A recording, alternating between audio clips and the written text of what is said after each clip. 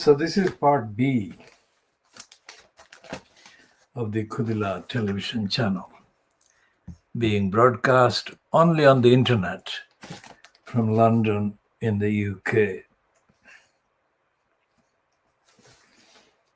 And this is part B.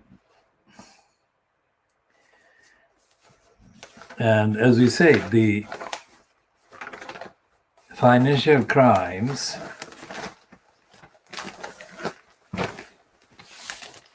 is in denial.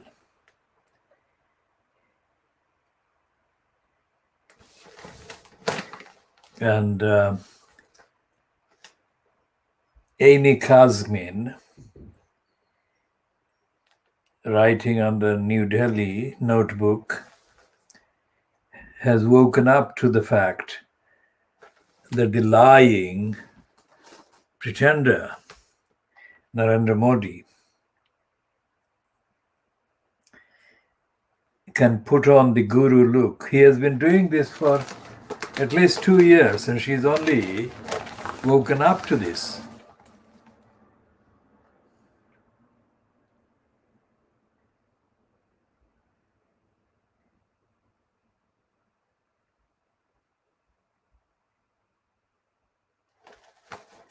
And she starts with the peddling Modi's lies, saying that he's got a political image as a bold man of action, willing to take tough, disruptive decisions in his quest to modernize India and deliver prosperity. Now, this woman, Amy Kazmin, is a completely dishonest, ignorant, idiotic individual. She has not heard of Modi's anti-democratic, criminal,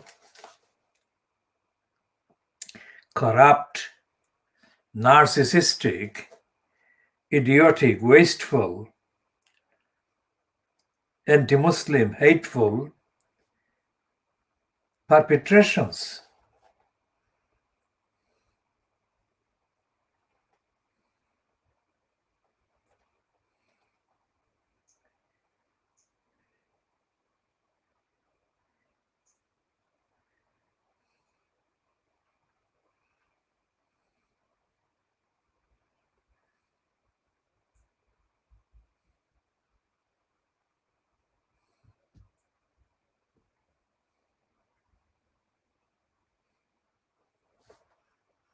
And this whole piece is full of propaganda for Modi's hair.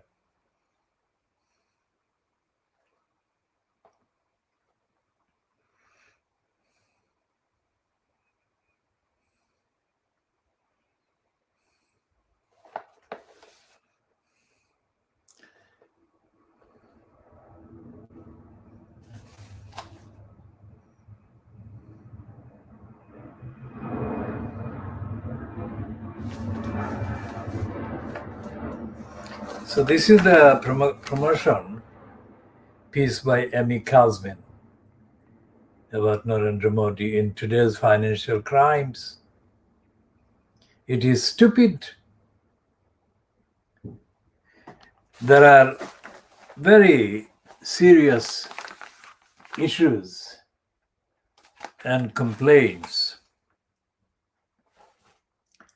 and crimes being committed by Modi-fronted regime of liars.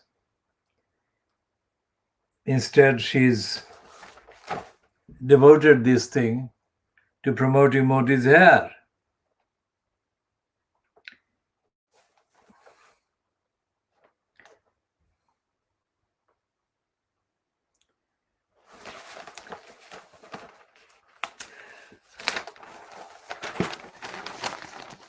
Modi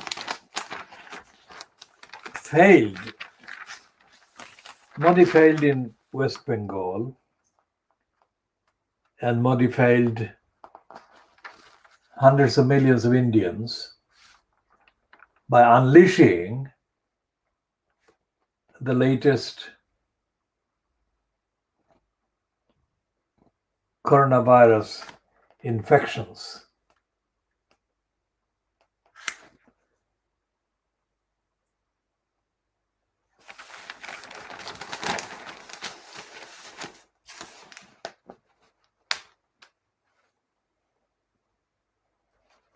So we talked about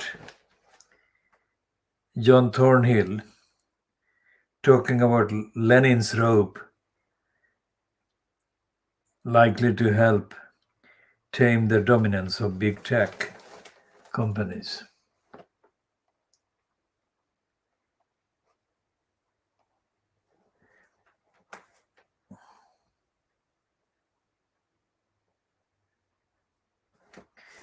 And this is a piece on the Financial Times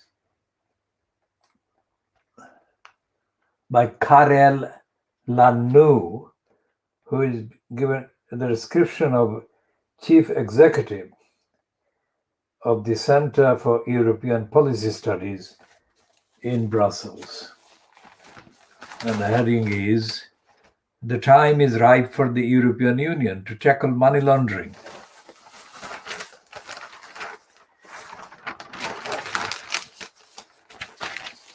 I'm not even going to quote from it.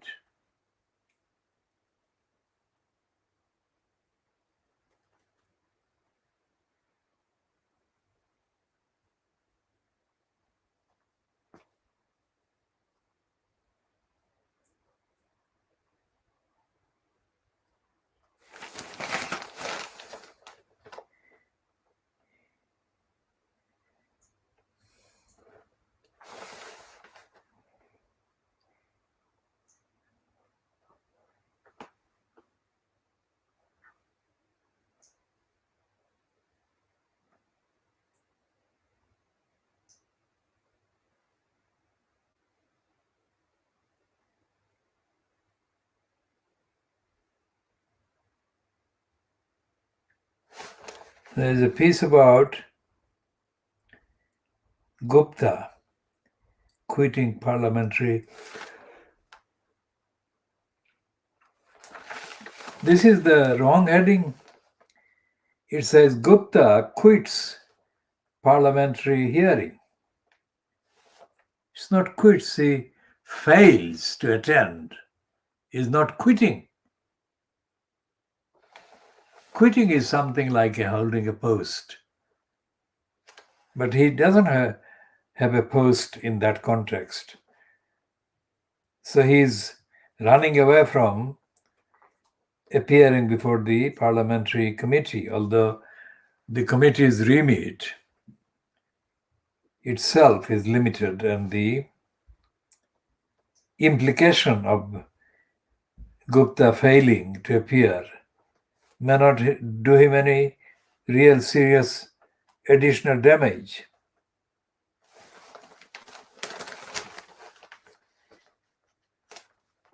Gupta is a Bengali, mainly Bengali name, Bengali Hindu name.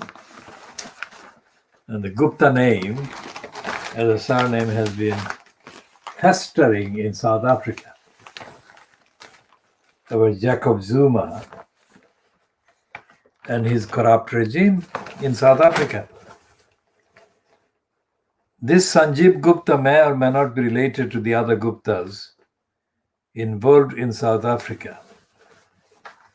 But the occurrence or the appearance of the name Gupta in the UK as well as in South Africa is similar in terms of the contents and the context. It's big corruption and big fraud by the Guptas. Now, Sanjeev Gupta, the metals tycoon, this is a criminality of the Financial Times part. Why do they call him metals tycoon? He's a fraudster. He's not a genuine tycoon. Anyway, let's move on into the same paragraph. Sanjeev Gupta, the metals tycoon behind Liberty Steel, has withdrawn from a UK parliamentary committee hearing next week that he had hoped to use to mount a public defense of his business dealings. Now, these financial crimes criminals are painting him as if he had a proprietorial kind of role in the parliamentary hearing, as if he was a member of the committee or something.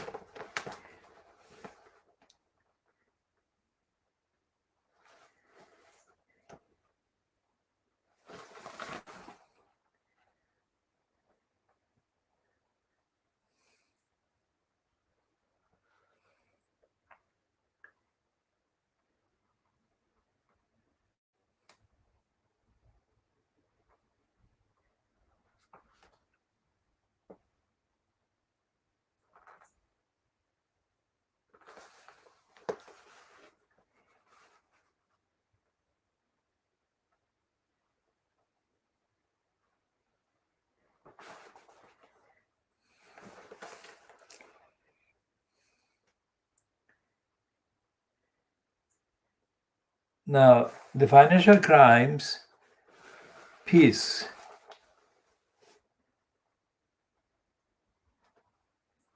is headed Gupta withdraws from parliamentary hearing. This is a completely stupid and corrupt piece.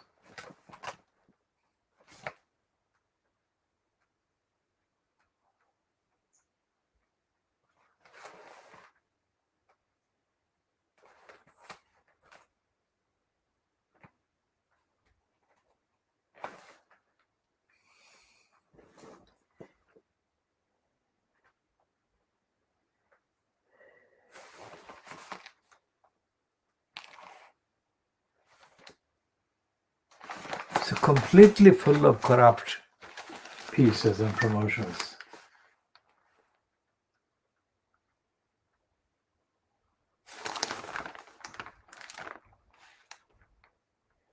And this is another corrupt piece about Gulf nations stepping up plans for ambitious SPAC launches.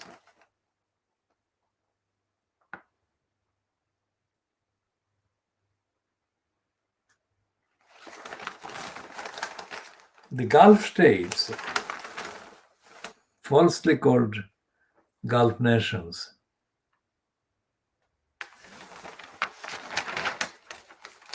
are not autonomous, not independent. They are platforms and spaces being used by the multinational Western companies.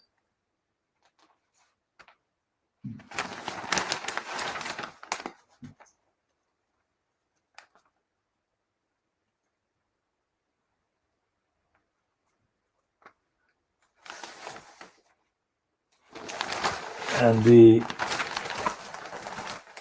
kind of patriotic sounding headings to some of the letters and most of the articles when it comes to referring to Britain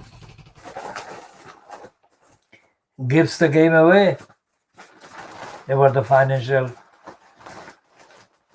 crimes.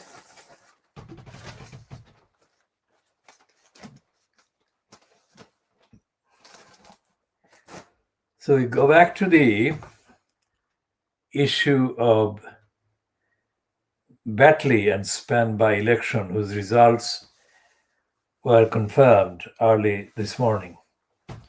Or earlier today, let's say at the beginning, let's say, between 5 and 6 a.m. local time, there is 500 hours to 0600 hours GMT today, Friday, the 2nd of July, 2021. Now, some of the online cover pieces have wrongly stressed on the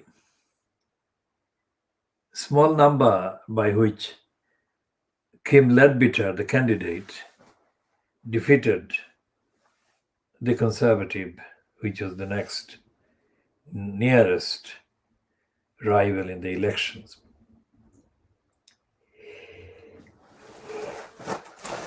But the focus on the allegations against George Galloway has now been accepted by one of the Times' right-wing comment writers, Oliver Cram, who is the only one so far from Fleet Street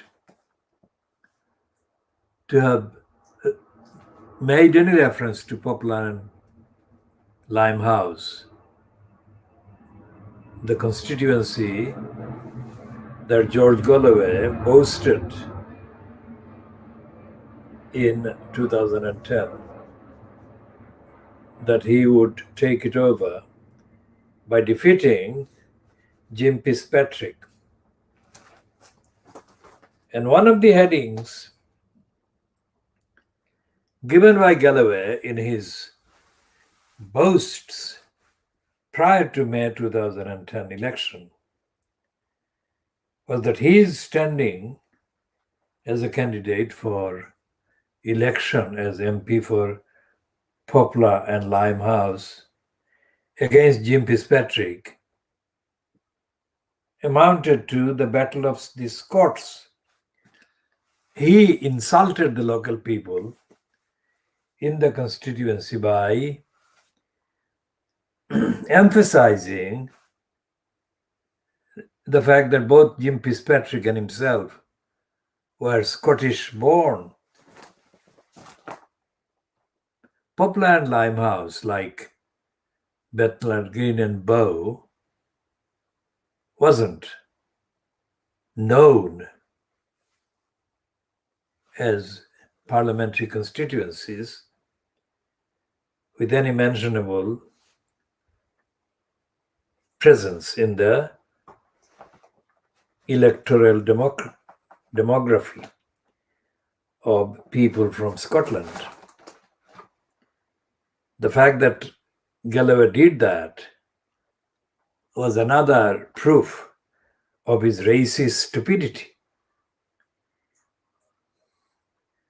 as he expressed his racist stupidity against the Bangladeshis, whom he doubly offended by calling Bengalis. Because when you call Bengal, you include West Bengal of India. Again, in Bethnal Green and Bow and in Tower Hamlets, there has been hardly anyone from Bengal that is West Bengal. If there has been, that has been insignificant in numerical terms. So when he appeared as a supporter of the corrupt mayor, Lutheraman, at a do organized for the dummies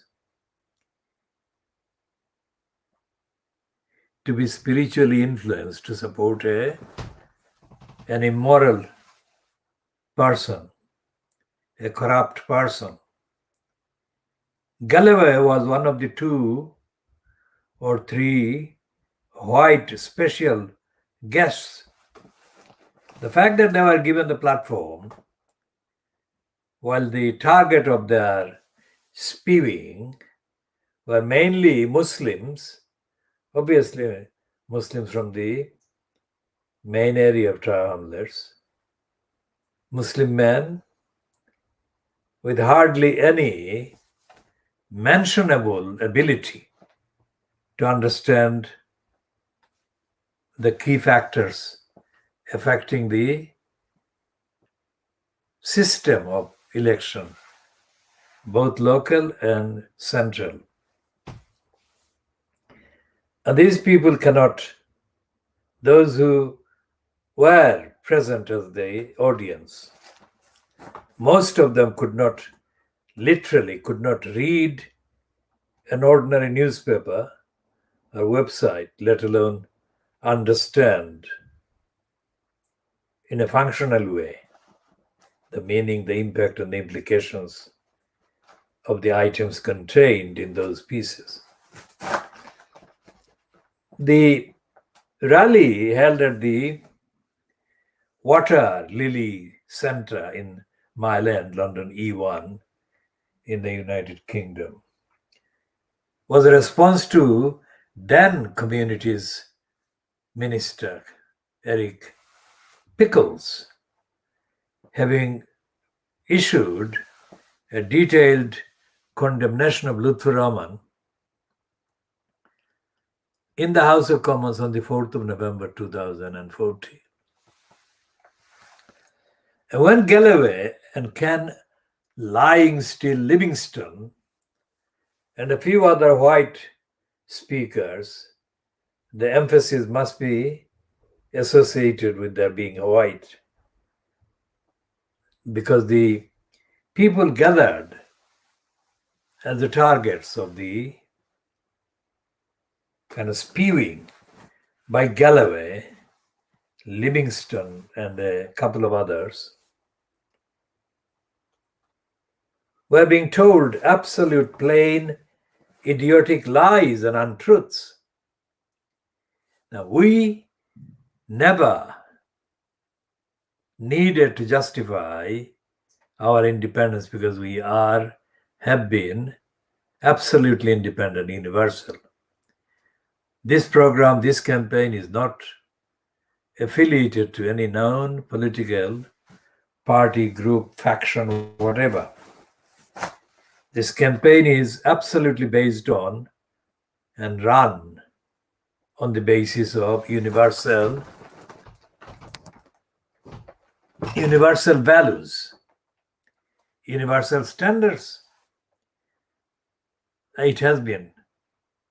Any reading of our posts, 24/7 posts on the Twitter platform, will show that we are absolutely independent in terms of UK politics, in terms of the politics of the subcontinent, or in terms of the politics of the whole world.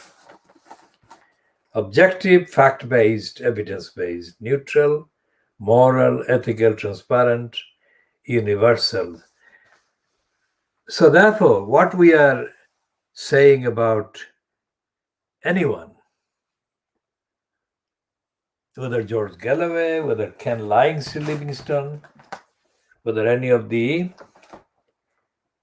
kind of crew that has been seen at any given time during George Galloway's opportunistic, parasitical, careerist stunts. We are doing that based entirely on the facts, evidence of their behavior. So what has happened in the hours since the confirmation of the actual count of the votes at the by-election in Backley and Spen in West Yorkshire? There's been a few people, like the Times' Oliver Cam, have started posting on the internet, especially Twitter. And this Oliver Cram is the first one so far who has actually referred to the election 2010, that Galloway entered against the sitting MP and another Scots-born politician, Jim Fitzpatrick. Galloway said that he was embarking on the Battle of the Scots. Neither in the electorate nor ordinarily in the streets in 2010 could there be any gathering, presence, appearance of people in the gathering that could be called Scots. So it was a typical stupid, racist, insensitive, offensive, irrelevant, parasitical boast by the ignorant George Galloway about Tower Hamlets.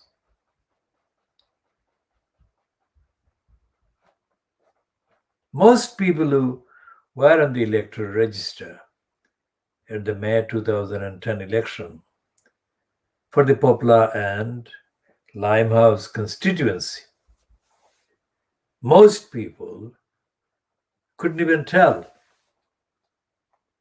the difference between Scottish and English. And most people couldn't tell the significance of the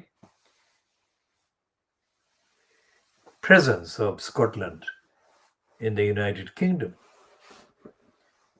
Nor could they, in a million years, explain what several buildings and institutions still in use in Calcutta or Kolkata in West Bengal with Scottish names. How did they come to be there? So George Galloway, boasting about the Battle of the Scots, was showing his racist stupidity, insensitivity, and ignorance. Earlier today, Friday, 2nd of July 2021, he appeared on a YouTube video and made a claim that he actually had written the law about elections concerning the right to recount, call for the recount of the votes. We shall investigate and publish the findings in the relevant updated kind of edition. Subject to that, we can confirm that Galloway was making a false and misleading statement there. The fact that he's saying that he is going to mount a series of complaints against the returning officer and probably the local council, Kartleys Council, brings back reminders of the tactics used by Donald Trump in perennial denial of his being a parasite and being rejected by the electors. When I say rejected by the electors, I say that as a normative statement. No, as a positive statement, not as a normative statement. Because the electoral system that has been in place in the UK is itself corrupt and is open to manipulation and abuse. We shall be talking more about all of that in the next edition.